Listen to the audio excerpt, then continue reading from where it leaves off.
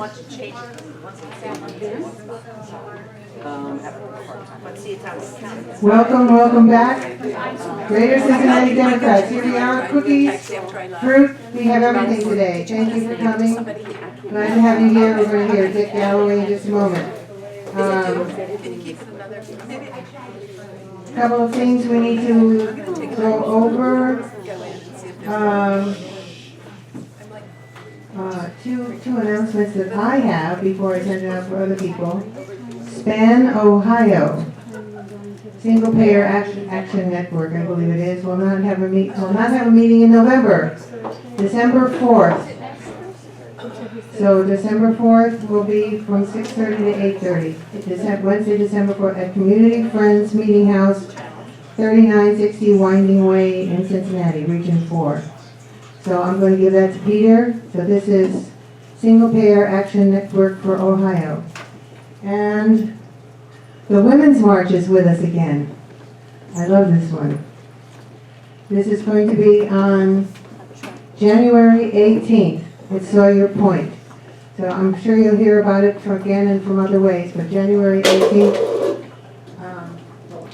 So at Sawyer Point in downtown Cincinnati, we're going to rally at PG Pavilion area at Sawyer Point starting at 12 noon, with a march following with a short program of speakers. We'll return to the park after marching in an open mic and music portion. It's going to be a long few years, and this anniversary action is our raised dedication to the international movement of women's strength, power, and determination. 2020 is dire for us to get involved to make a change. Many of the details to come. So it's coming, and of course they're asking for money. January 18th is a Saturday, noon. Saturday at noon. January 18th. Now I'm going to give this to Peter. This is just a reminder to go and get your action words from Peter. Other announcements. Here we go. Susan. We have... Mike.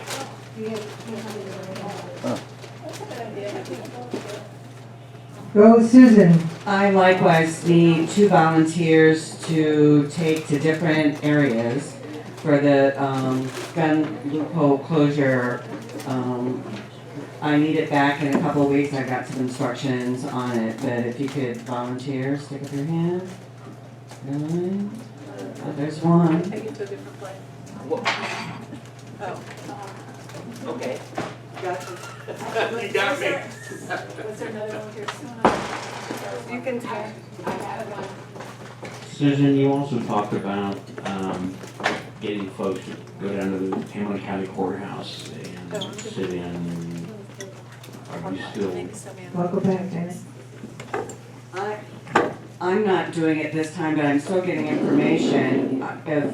If you are interested, I would contact the League of Women Voters. And this flyer is here. There's a flyer here that tells you who to get in touch with if you want to do court watch. And it gives you some training so you know what to look for, but it's over here on the table if you want that. And Peter, have you included this in the newsletter? Or I never got okay, I will bring it over to you.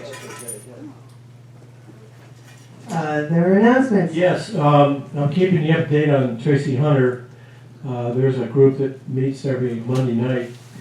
They're over there on the table. I brought DVD of her talk when she first got out of jail, and somebody wants to borrow it. And there's also, if you'd like to contribute to her, she owes $35,000 in court costs.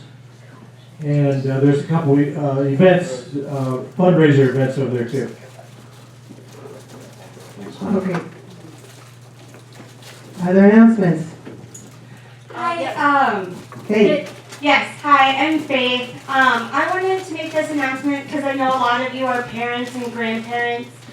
And on December 7th, I think I have that date right, I might have it wrong, but the first or second Saturday in December, there's a training for middle school age girls about getting girls involved in politics early on. And so if you know a girl who is between like 6th grade and 8th grade who might be interested, please contact me. It's an amazing opportunity Denise Streethouse is doing a training, I'm doing a training, lots of powerful women for girls to look up to, so. Okay. Yeah, I'll send it. Okay, so I talked to Sister Judy this morning and we're gonna arrange to have pizza for next week. So we're gonna keep it at $10 and you will get 2 pieces of pizza, a large pizza, more than you can eat, Ann. And a salad with dressing and dessert and maybe something else, I don't know. But anyway, I'm gonna pass around this order and you could either say cheese or pepperoni if you wanna sign up for pizza. Thank you. Oh, nice.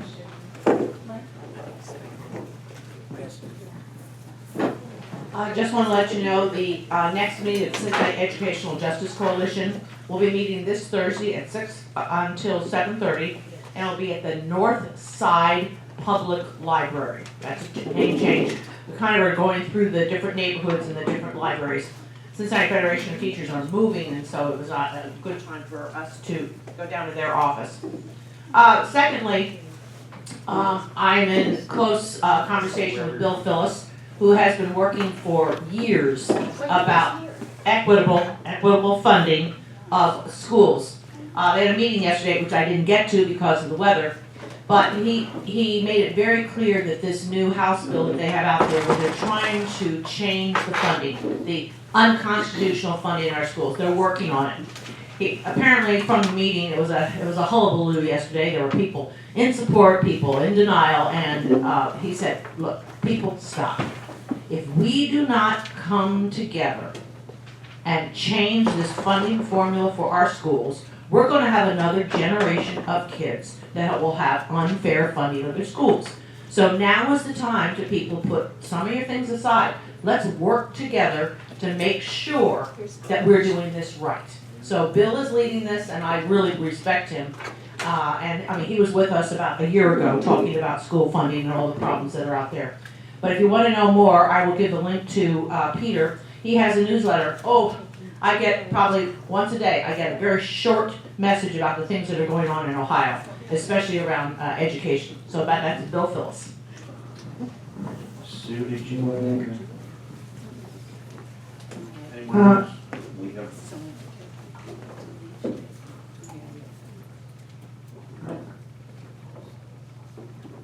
Hi, my name is Debbie Wallace, and I'm new here. This is my first visit to your organization. Welcome, welcome. I'm just now, this year, getting very involved in political action. I've always been a voter, but never was widely involved beyond that. And now I'm doing grassroots volunteer work for Pete Buttigieg's campaign. Yeah. And I do have, by the way, a couple of ballot access petitions, if you'd be interested in signing, to get him on the spring presidential primary ballot in Ohio. And just wanted to add, I was recently in Des Moines, Iowa, at the Liberty and Justice dinner that they had there, and it was fabulous. And he had such huge support, so I was very, very excited about that. Thank you. They're here, and I can bring them over to you if you want to sign or stop by. I forgot to say there's cupcakes over there too, if you like a cupcake. And could someone say who won, I don't know who won the Board of Education and the judges. Did any of our candidates that we had here? Mine did, because mine was running unopposed. Can somebody say it in your Janaea won, for the Board of Education, Bolton, Jones, and, Lindy and Bowers. In the second race. Pam Bowers won in the oh, second race. yeah, okay, Pam Bowers, and then Lindy won. What, any other judges? No. No. John Kennedy came close. Perry Bloom got more votes up in that area than anybody's ever gotten in that area. Who did it? All my Only candidates. One of our judges won. But we didn't gain another seat. But Janaea did win, but that was Rucker's seat, so we already had that seat. So we retained that Democratic seat. all my candidates lost. Well, for me, Marlena lost. I thought it was a big loss. I didn't. Yeah, you're right. She did well. Can I have you give the phone back to Katie? Katie, will you talk about December 17th? And I'll talk about December 17th. Your ideas for December 17th. I don't know about you guys, and I'm doing, this is very personal. I am overwhelmed. We've been working for 3 years, rallying, grassroots. Kind of need a break. This is my personal opinion. I'm kind of being reluctant, and Alberta's arguing with me about December 17th. I don't think we get enough time to really share with each other here. We have so many people here. We don't get a chance to talk to everybody because it's just a very short hour. So I was kind of hoping to leave December 17th open for maybe a potluck sharing for us, and maybe have some sort of light speaker. I quite honestly, I don't think I can take one more day of negativity. In other words, I've got to restore my bucket, so to speak. If I run around with my bucket empty, I'm not going to be able to be good for anybody. And I think we need to think about this, all of us. Because 2020, once it starts, folks, we have got to take it 100% all the way to the finish line. So I think it's time now for ourselves to recharge and get ready to go in January. My opinion only, and you guys can weigh in on what your thoughts are. Nikki. That was okay. Oh, I just thought I would give a quick response. So Carol and Susan came to this, and this might be a good kind of in between. They came to a screening that I did of a short documentary. It's only, I think, 28 minutes long. And it's a documentary that my organization made that's about the Youngstown plant closing. I don't think it's like too heavy. And it gives some good momentum going in if that would be something that we'd be interested in, if other people would. But. I have another speaker whose name is Annie Jasinski. She is the Director of Catholic Charities for Refugees, and she would be a very, I think, positive person, and she can make a very short presentation, and she will be asking for us to help with mentoring in the area, for us to individually mentor children who are refugees. So that would be December 17th. So let's have another comment. Two I comments. sort of agree with Katie. It's sort of a little downtime and going into the holidays. Let's do some singing or Christmas carols or Yiddish or something and a potluck. But I just think it would be kind of a nice break before 2020 comes, because it's a big, big year. Maybe we can have a little, if your friend that works with the refugees, maybe they could give us a list of gifts that we could bring to, we could have a little party here for ourselves, and then each of us that's interested could bring a gift for one of the refugees. Ooh, there's a thought. I think we really should bring back those singers, those sort of old political singers, because I agree with Susan that song is good for the soul. Okay, one more comment. I'd rather not do a potluck. I'd rather have Sister Judy stuff. If I don't know what heck I'd bring. Cupcakes.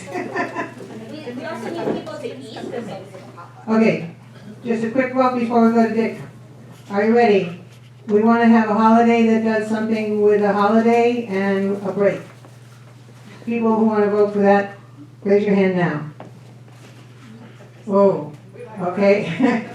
And people who want to have Annie Jasinski before the new year, we can have her next year.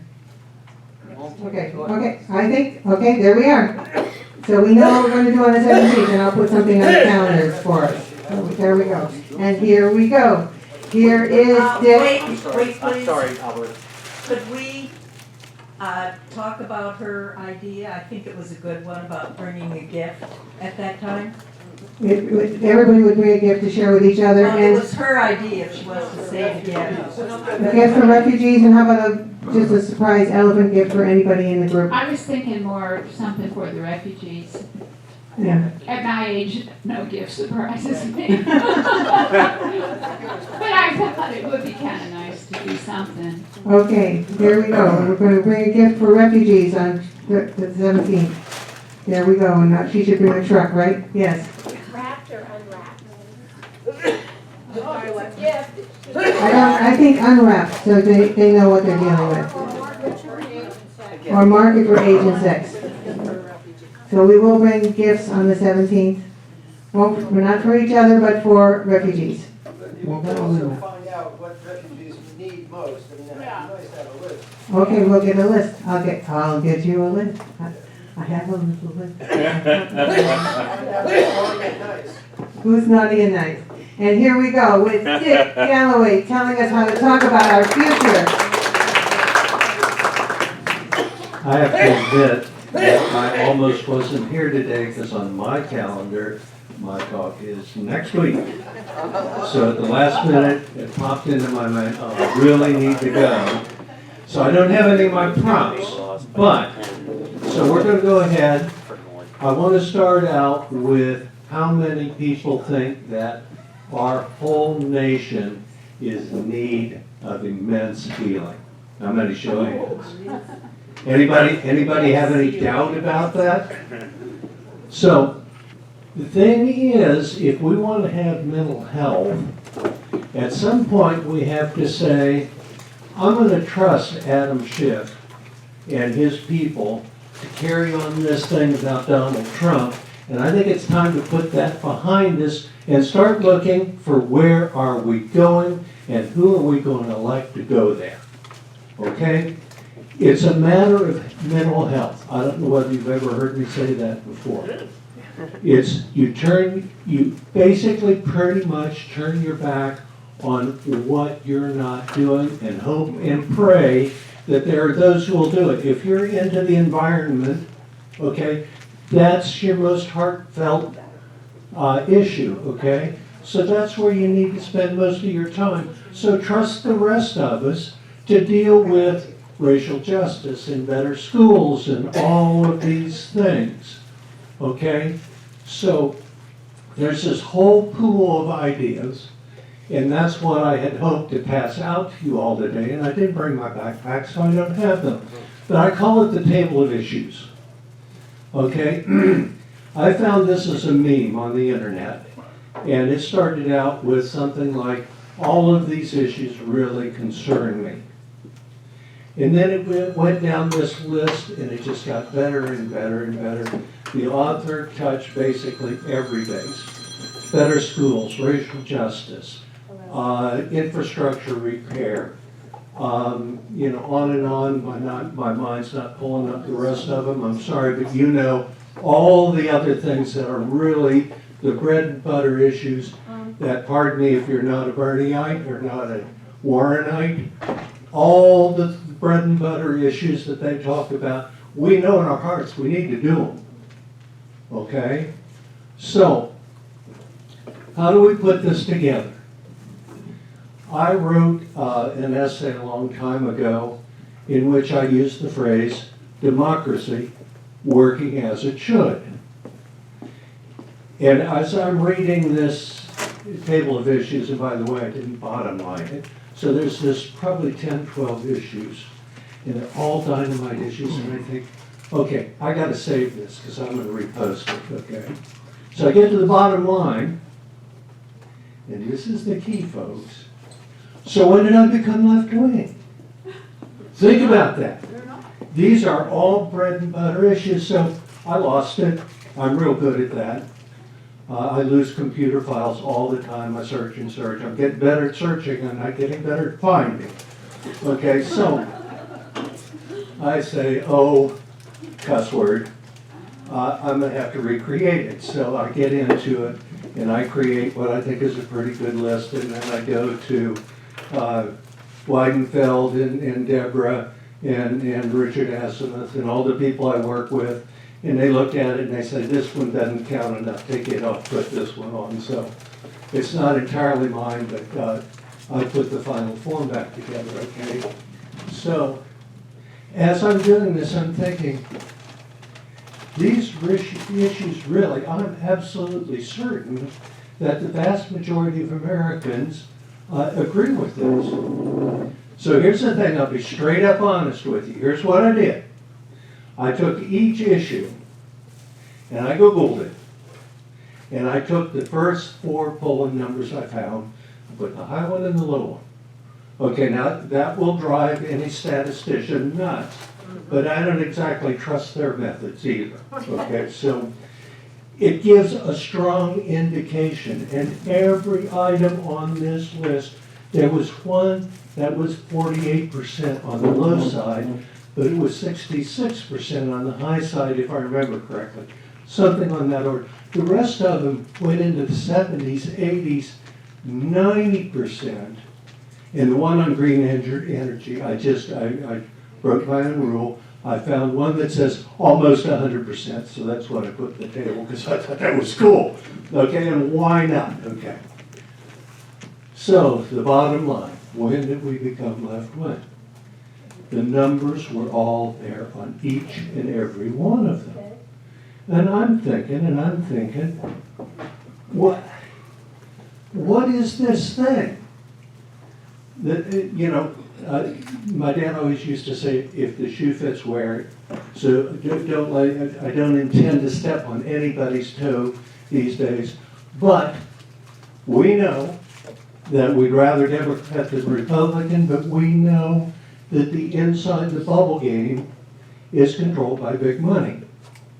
Okay, I've already talked to you about that a number of times. That's still at the heart of my message. Okay, but right now it's the reframing of it. That word came into my mind. We've got to reframe this. What do we hear? Not just on Fox News, if there's anybody in this room that ever watches Fox News or listens to Rush Limbaugh, but MSNBC, CNN, the National Democratic Party, they are saying to Elizabeth and Bernie and most of the rest of the candidates on this slate, that's hard left. Campaign on that and we lose. I'm sorry, I don't believe it. I just plain don't believe it. So, this whole thing, I'm not asking very much, right there at the top of the button. Okay, I don't have any with me today. I'll get them out and I'll get the table of issues for you. Okay, so, red, white, and blue. We're not asking very much. It's low key. It's not offensive. It doesn't put anybody on guard. Okay? White, democracy. Everybody can respond to that. Just democracy. See, it's not unreasonable. This is not far left. This is not radical. This is not un-American. This is none of those things. This is democracy. Then you get to the bottom of it, and it kind of grabs the whole thing. Working as it should. Okay? Because at that point, I'll go to a different approach now. I wear this button almost everywhere I go. I will tell you about one time I was in the checkout line at Lowe's, and there are about 8 of us in the checkout line, and the person who's in the front of the line has something that has to be price checked, so we're sitting there with nothing to do. So I just decided, this is a good opportunity. And so I started talking about the button. I went into that, and then I went into the table of issues, about 5 minutes or so. And the thing about it, and I tell you absolutely this is true, I'm not making it up, this button gets people's attention. Okay, so let me bottom line the story, and then I'll get back to that. So I'm walking out, and this guy comes running out behind me, and he says, I could tell you were a progressive right from the get-go. But here's the thing. I wish there were more people like you. Okay? So here's the thing. This is the healing. Now, when I go out in public, what I do is, anytime I get the opportunity to check out lines of the past, or, whatever, I will strike up a conversation. I'll say, so what do you think of the weather today, Dan? And so they turn around and look at me, and they see the button. And I have people come up, what's that say? And get that close. I'm not kidding you. I'm not kidding. I'm blind. What does it say? Okay. We're not asking very much in the red at the top. In the middle, it's just democracy. In the bottom line, in the blue, working as it should. Now, the just democracy, when I put that together, I was thinking that it's saying only democracy. But our friend Deborah Shack says, you mean a just democracy.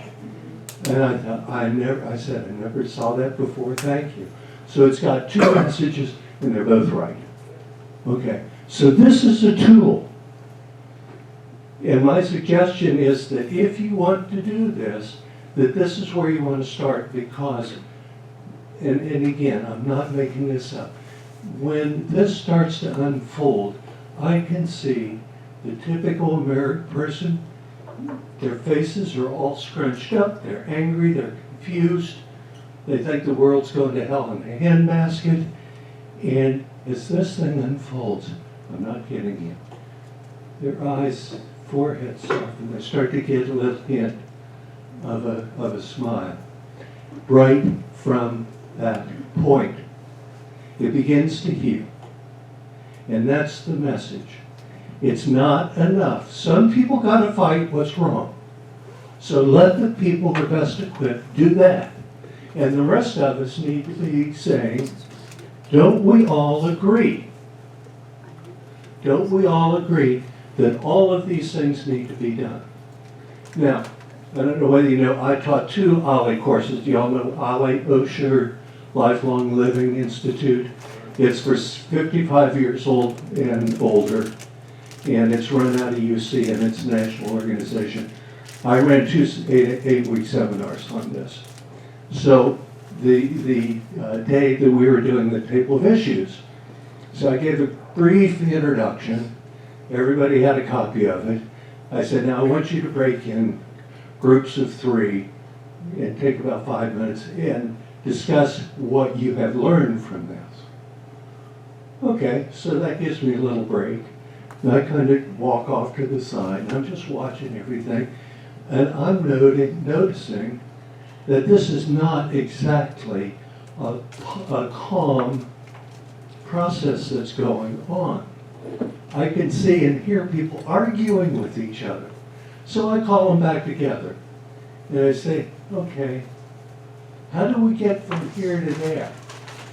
Well, he said we should accomplish this by doing this, and I said, no, we have to do it this way. That shouldn't have been on the list, but this should. And so on and so forth. I said, time out. Here's the thing.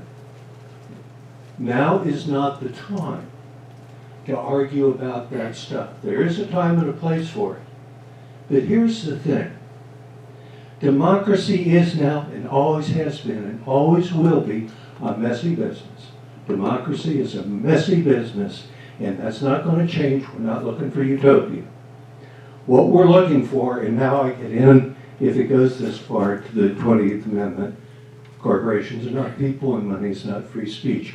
That's the platform that begins to create a level playing field where me with my views and you with yours sit down and hash it out, and it's not always going to be friendly because people have different points of view, even among our own community, even among democratic gatherings and so forth. There can be some real hot interchanges take place. So The message is generally, we're not asking very much. Just democracy, working as it should. And that's the starting point. And then I'm so sorry that because I'm an old man and I don't often know who I am in the morning when I wake up, but I will get the table of issues to you next week, and I'll make sure there's always a supply here. I'll give a supply. Yes, sir. I think we can make our own table of issues.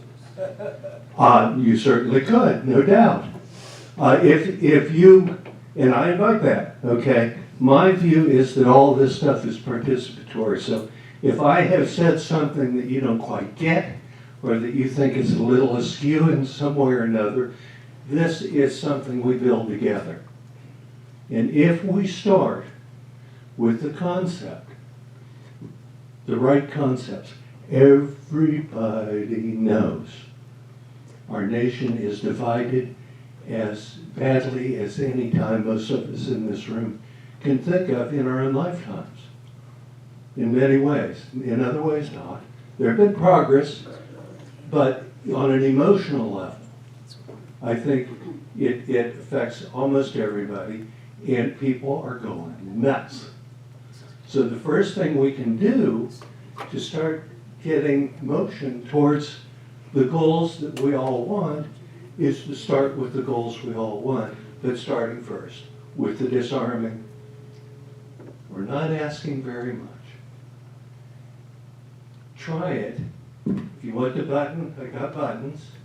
I got the table of issues. Okay? Just start out and let it unfold. Yes?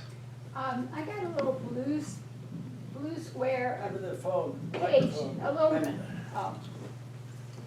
Are we opening the floor? We can. Did you have a lot more you wanted to say? Oh, I'm just ad-libbing, so I'll help me out. We've got 4.5 hours to go. Isn't that right? Can I have that right? Yes, go ahead. You gave me a little blue piece of paper. It's just a small piece, and it was about framing, you know, how to frame something, an issue, an emotional issue in a way that would make it a good starter for a conversation, non-threatening. And do you have those? I think it would be interesting if you brought those and everyone could see them. So I think that's the table of issues I'm talking about. It's a blue background. It's small, little piece. Yeah, it's a quarter of a page. Okay, but the way they're framed is non-threatening. I liked the way you framed them. Exactly. You know, in that, you know, when I am talking to a group, I will usually start with the table of issues. If I know that it's a friendly audience. And then I go through to where people start breaking down into arguments about how all this is supposed to happen. Then you come back with this in a group of sympathetic people, okay? This is a calming tool. When I'm in public and I don't know who I'm talking to, I start with this. You know, I don't, yeah, hi Dick, I haven't seen you in a long time. How you doing? And look where his eyes go. So you better look. Asking much. Just democracy, huh?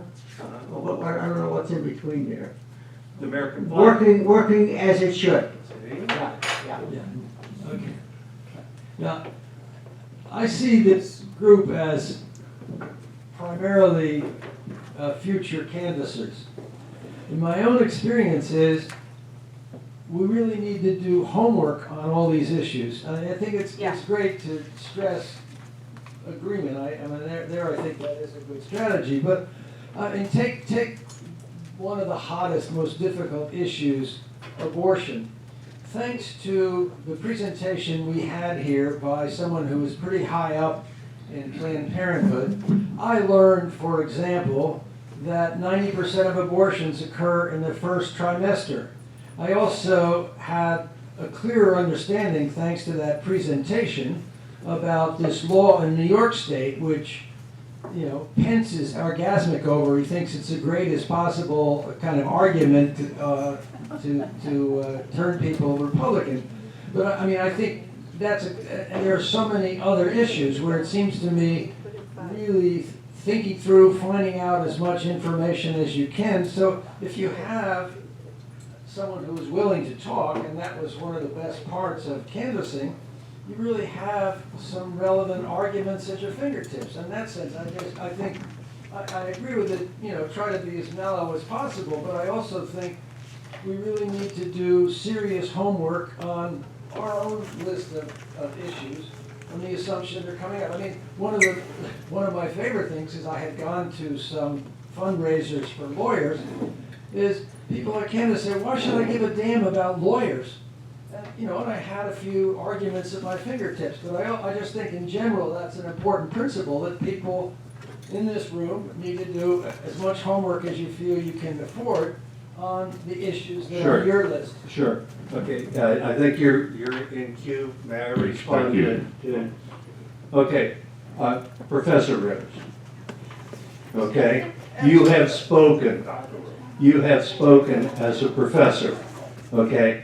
When I was one of those Harvard people. when I was working on the road doing store interiors, okay, I was the company rep, and I'd go out and get all our fixtures put in, and my workers, whether they were union or just whatever, would just, without my saying anything, within a day or two, they would be calling me professor. Okay, so I understand what you're saying. Okay, the thing that I want you to bear in mind is that if you get into an argument with somebody, you didn't achieve your goal. All you did was get up their reaction to you and harden their position. It's what we're seeing so much these days about Trump. There's too much negativity about Trump, and we're concentrating on that, and we're not concentrating on where we are or are not going. Okay? Ben. Thank you. I think about the money issue, and I wonder, is it big money or is it stupidity in the electorate? And it's like, how does big money actually work? They buy media time. And the electorate is trained to respond to media. We're trained to buy what the media tells us, to vote for the media, for vote what they, for whom they tell us to vote. And so even if they try to get big money out of it, if I've got $1 billion, I think I could persuade some folks anyway, because we're stupid. I mean, basically maybe we need to be educated, or maybe we need to do more homework, like Professor Rose suggested. I don't know.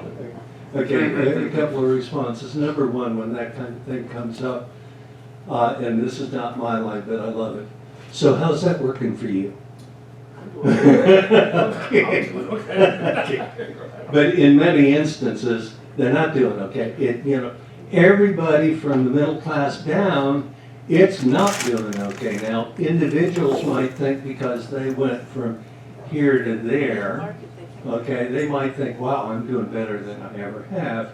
But overall, people in actually the bottom 90% know it's not working for them. So, now, let me go to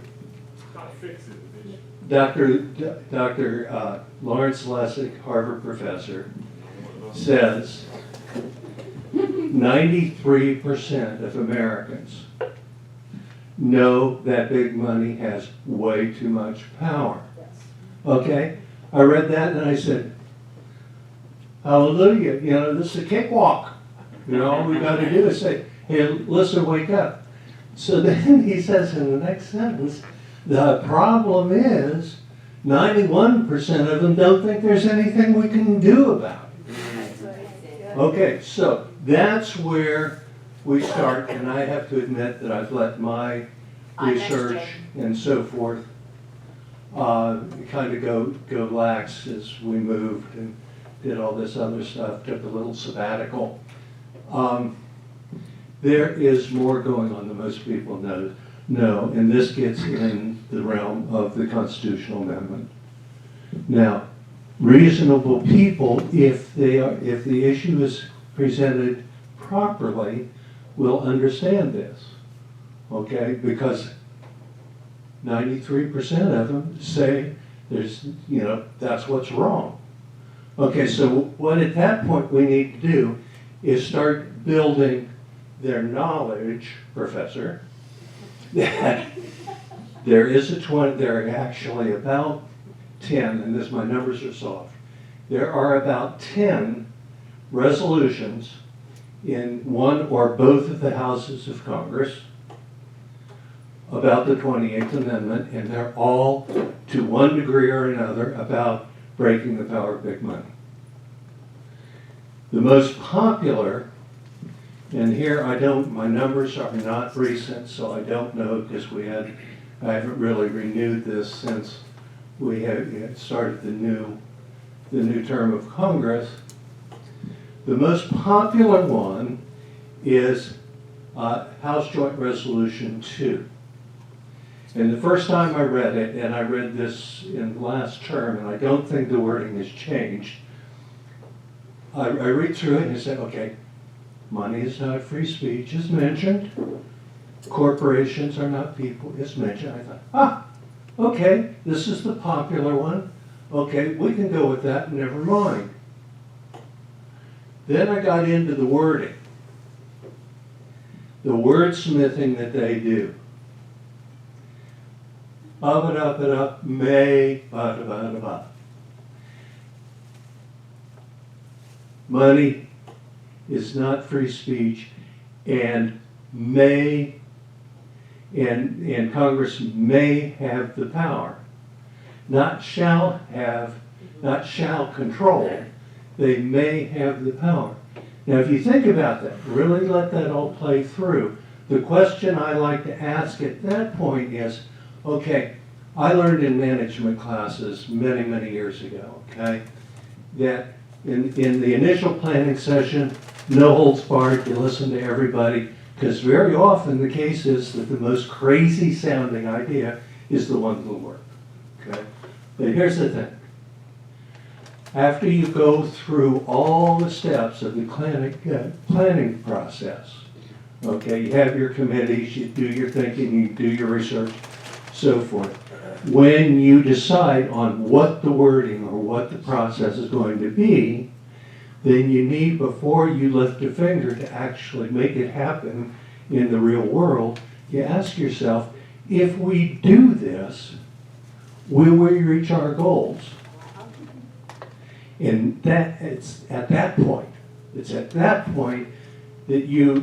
egos have a huge stake because they worked hard in the process, but you want to learn that lesson before you spend $1 million to try to make it happen and then it doesn't work. Right here. Okay, I'd like to kind of circle back to what Peter said earlier. Last fall, I was heavily involved with the AFL-CIO doing door-to-door, and I would talk to other union families, all different unions. And before we went out, we had 2 issues that we talked to our union members about: healthcare and pensions. Those were the 2 things affecting the lives of union people. And it didn't make any difference whether there was an R behind their name or whether there was a D behind their name or whatever.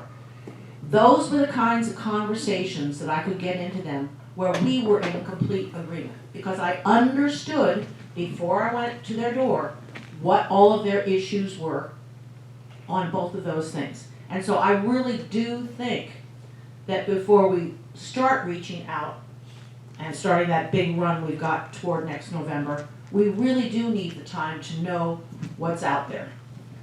And speaking to what you just said, I spent my last 20 years doing contract negotiations between the Cincinnati Federation of Teachers and the Cincinnati Public Schools. And we would have these great ideas, and we'd have them on paper and everything.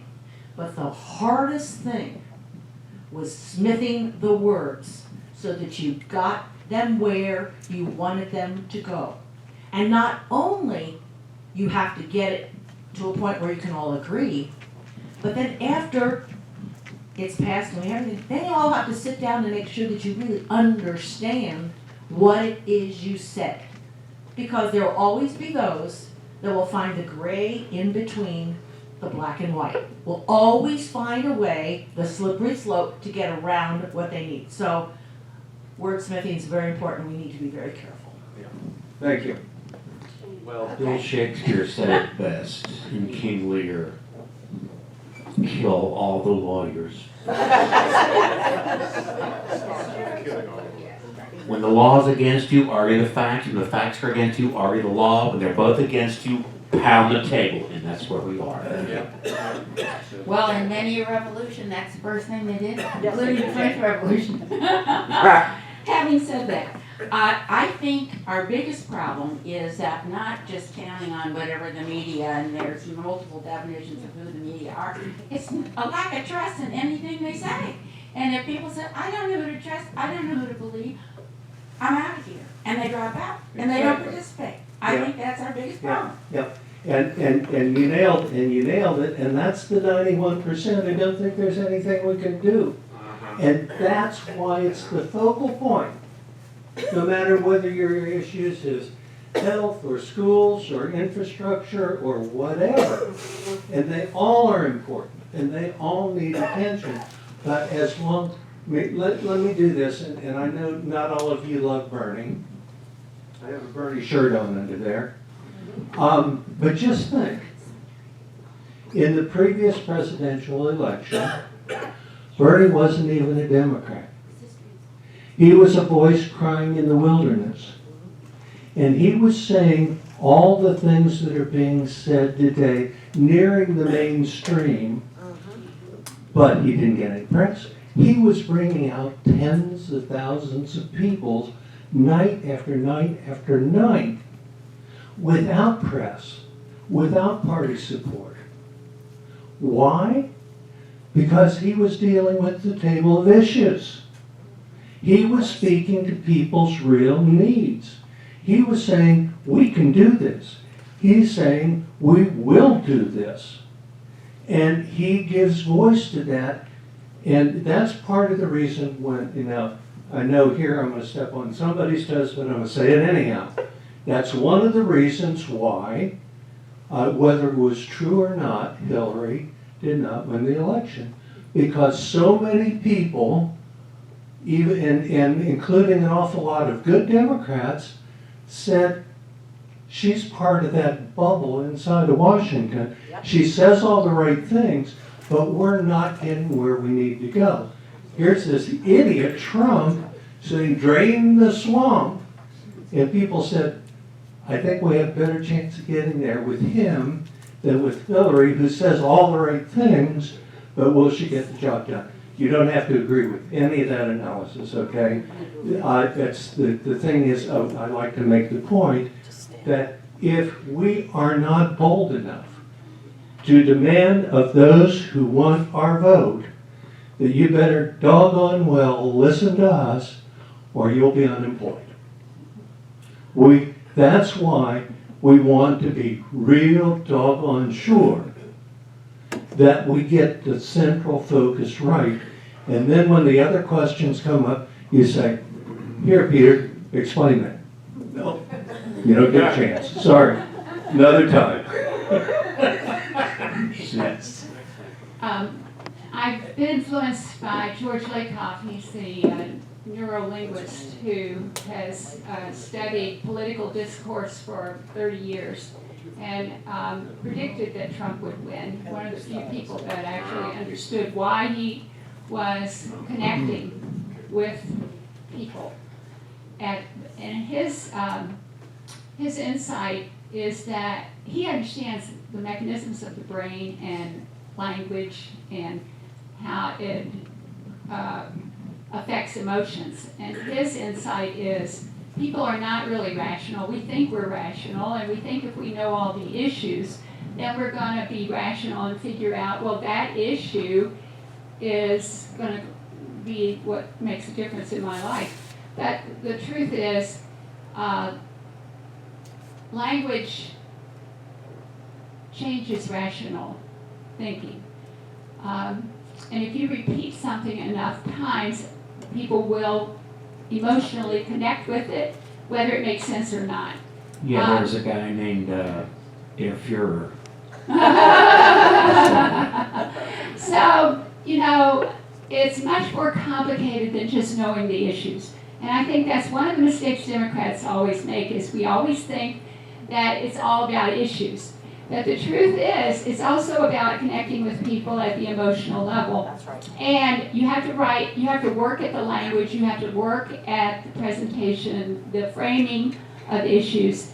And, you know, what he says is one of the main reasons Republicans have been so successful at this for decades now, is because they've studied, a lot of them are business people, and they've studied marketing. And advertising and marketing is based on that kind of understanding that it's not about truth, it's about emotion. And so it's insightful in looking at things like abortion means baby killing. You know, if you say baby killing enough times, people start to connect to that.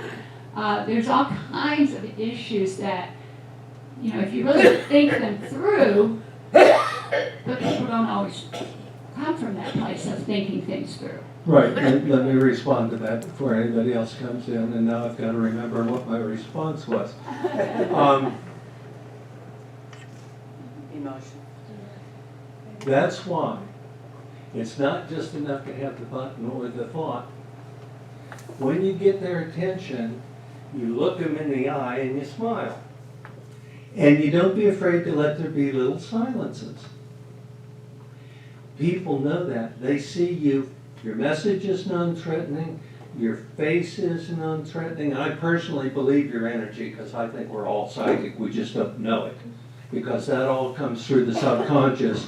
You know, to paraphrase Freud, the subconscious is full of much garbage. To paraphrase Carl Jung, the other psychologist, he says, paraphrase, he says, the subconscious is the storage place of much garbage if you put a lot of garbage there. Okay, so the assumption is, to go to Bradshaw, John Bradshaw, on dysfunctionality, is we're all dysfunctional. We all got all this crap inside of us, and that's what's pulling us down. And what people will recognize when you come up and you look them in the eye and you smile and say, "Hi, how's your day going?" Or something like that. Okay? I have never, ever once, I swear, had anybody walk away from me, get angry with me, argue with me.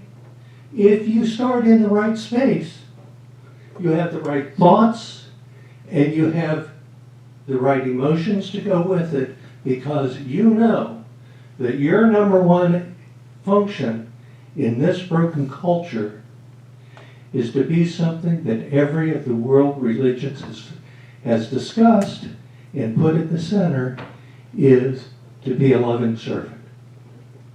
Okay? If you get in that space, why do people like Buttigieg, even if you don't want to vote for him?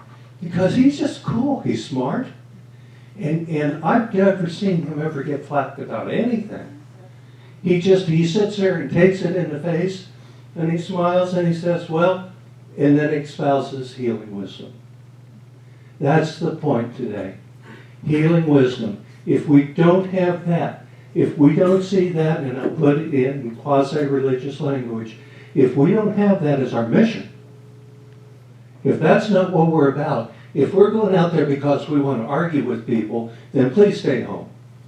Okay, and I'm not joking on that. Please stay home. If you want to be an agent of healing, and there is nothing that is more important, that is more central, focal, fundamental. It's the platform that's necessary for all the other things to happen. Now, as I've said a number of times, okay, so Peter's going to be dealing with unions or whatever. I think I've been one up there. Okay, so there are all these issues, and my thinking on that, and you can do whatever you think about that, is stay mostly with your most heartfelt issues. That's your calling. That's what you're comfortable with. That's what really concerns you. So that's where you want to be, where you want to put most of your energy, and trust that Peter's going to do his thing over here, and Faith is going to do her thing over there, and then there's Katie and Alberta, and Stan, and so it's okay, this specialization, as long as we don't get in the little bitty silos. And that's one of the things that a lot of political commentators have pointed out, is that, you know, we get inside of our own little organization, we're protecting our funding, we're protecting our branding, and we lose the ability to communicate. We need people who specialize in all the issues, but what we want to see, what I want to see, you can decide for yourself, of course, that, oh crap, that was a good one too. That was I'm insane. so glad you do that too, I do it all the time. Let me, With your own issue. yeah, yes. I'll ask my question and get you off the hook. Okay, go ahead. It's more mundane than the philosophy. It's about the House Bill Joint Resolution 2 that you talked about, or any of the resolutions. When they talk about the 28th Amendment, are they also addressing other things than big money? In the sense that corporations are things and do not have any rights? It's not just free speech, but they don't have any because they're a thing. Right, absolutely. There are many things that dovetail, okay? I think that most of the people who have really done their research, and many of them, most of them, if not all of them, are much more informed about the nuances, say that those two things, corporations are not people, and money is not free speech. If money is not free speech, then if we want to, we can go completely to public funded elections, and the Supreme Court can't say no, okay? And the same, so free speech and corporations. Now, corporations, a lot of people, even middle of the road, you say, corporations are not people, and they start backing away. Okay, so here's the thing. It's not big corporations and it's not money. It's the corrupting influence of big corporation and big money. If they are not corrupting, they have no worry with us. But when they start killing people, pricing things so much that people die from lack of their medication and so forth, that's another thing. I want to end with one of my favorite stories. Yes, go ahead. I just wanted to bring up something that worries me. It's about the Democratic Party itself. Thank you. And this business of right now, I know that we have a Sheriff Neal, and he's not a Democrat, but he says he is. He's been to Trump things. But you have the DCCC saying you cannot go after people who are already, you know, incumbents, or we will take your money away. And I think that that's, you know, that is really bothersome. That's proof of the pudding. Yeah. That's proof of the pudding, you know. They will say the right things. The people who live inside the bubble will say the right thing, even some of the ones in the Republican Party. Okay, but when push comes to shove, if it crosses the interests of their big campaign funders, they won't cross that line. They'll say all the right things, but then they won't give it any real support. No, but it's our party that does this. Yes. You know, and also going back to the 2016 election, they really didn't want Bernie speaking. So of course they put the, you know, the talks on Saturdays between Hillary Clinton and Bernie Sanders when people aren't watching. And it's also the Jewish Sabbath. What? It's the Jewish Sabbath. Oh, it's Yeah. I didn't even think of that. But I'm just saying, my party worries me. Yes. Because of what they're doing.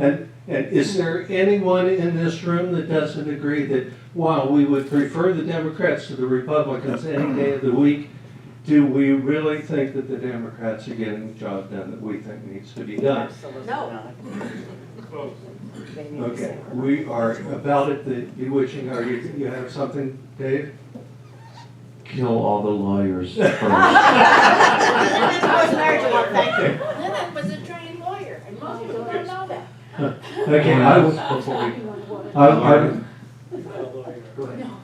want to close with two things. Number one, I like to say, think of yourself as Johnny Appleseed. He knew he couldn't make that seed grow. There's no point arguing with that seed. He simply went around and said, "That's a pretty good spot, bing. That's a pretty good spot, bing." And he said, "I have to trust that if it's fertile ground and it gets water and sunlight and the seed has life in it, it will grow." That's where you can reach the doggone, oh my, yeah, Tea Party guy that chased me. I didn't even say he was Tea Party, did I? He's the one that chased me out, and he said, "I'm Tea Party." Okay? Move to Amend had, we're not active now, had a Tea Party member on our leadership team. Okay, so now, Johnny Appleseed. See, that makes it easy for you. It's not your job to make the seed grow. Just plant the right seed and walk away. And walk away. Because when you start trying to convince them, it's going to feed their ego, their defense mechanisms are going to go up, and they're going to hear squat that you say. Okay? The psychologist got good information on that. Now, I want to do one more story. My dad was the minister of the Presbyterian Church in Middletown. And you know about preachers' kids, they're just plain trouble. But what he always used to say, because he had profound ideas. He knew that the Bible is all about the incarnation of love, and that's our calling. If we're Jews, Christians, or Buddhists, or whatever, it's all about love. So he would say from time to time, because we always, Russ and Marty and I would all team up on Dad, and the oldest one, Russ, he was the brains of the outfit, and he would just challenge Dad on everything. And so Dad would say, "Look, I'm gonna respond, and I'm gonna put my ideas out here. Think of it like a smorgasbord. Okay, ideas. And of course, that made sense to us, because every Wednesday night was a church dinner, and boy, could the ladies cook. Okay, so I understood smorgasbord. Okay, then you leave people free to do what they want. They say, "That looks pretty good. I'll try that." Nah. Oh, yeah. Yeah, So it's totally free will. It's what really strikes you to the degree it speaks to you. You're willing to take it in and make it part, chew it up, make it part of yourself. And that's the message. I don't care what your religion is or lack of religion, the message is the same. Love is the only healing force in creation, and our nation needs healing. And I hope that what you've heard today will help you all to at least consider this. And if it makes sense to you, try to incorporate it into your lives. So I thank you for the opportunity today. And I didn't say thank you to Peter and Alberta and Katie and everybody else who keeps this place good. Let me just say one more thing, and I know we're late. So we started out as Greater Cincinnati Moved to Amend, but we never would have gotten there had we not been welcomed in this group. You supported us when nobody knew who we were. Why? Because we had a message that I know at least two ladies in this room really, really love. So this is a good place to be. Thank you. We'll see you another time. Thank you. Now I have the button machine. Thank you very much for coming. Next week, we're going to be at Kate Schroeder, District 1. I mean, we're already into next year's candidates, so we're already going in there next week. Please come back. We have good things to come. And on the 17th, we'll bring a present for a refugee child. There you go. Love you. Thank you.